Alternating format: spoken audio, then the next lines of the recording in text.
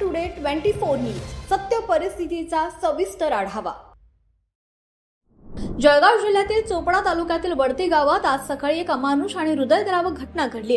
गावातील 50 वर्षीय सुभाष गोपाल भिलाला यानं आपल्या 2 मुलांची झोपेत असतानाच धारदार कुऱ्हाडीनं हत्या केल्याची धक्कादायक घटना समोर आली आहे। दोन्ही मुले झोपेत असतानाच हत्याऱ्या बापानं त्यांच्यावर वार केले।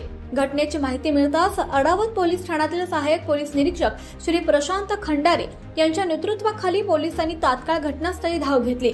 पंचनामा आणि सखोल चौकशीही सुरू केली आहे। हत्यारा बाप सुभाष गोपाल भिलाला गावाशेजारी शेतात लपून बसला होता। पोलिसांनी त्याला तिथेच शोधून ताब्यात घेतलं असून सध्या तो अडावत पोलीस ठाण्याच्या ताब्यात आहे। या अमानुष कृत्याला नेमकं काय कारण आहे हे अद्याप स्पष्ट झालेलं नाही। कौटुंबिक वाद, मानसिक स्थिती आणि इतर कोणतेही कारण असू शकतं अशी शक्यता पोलिसांकडून व्यक्त केली जाते। सध्या चौकशी सुरू असल्यानं अधिकृत कारण नंतर समोर येईल असंही पोलिसांनी सांगितलं। वडती गावात या घटनेनंतर शोककळा पसरली। दोन्ही लहान मुलांच्या मृत्यूने संपूर्ण परिसरात शोकाचं वातावरण निर्माण झालं असून गावकरी सुद्धा हळहळ करतायत। पोलिसांकडून पुढील कायदेशीर कारवाई सुरू आहे। महाराष्ट्र टुडे मराठीसाठी ब्युरो रिपोर्ट यज्ञेश्वर पाटील, चोपडा, जळगाव।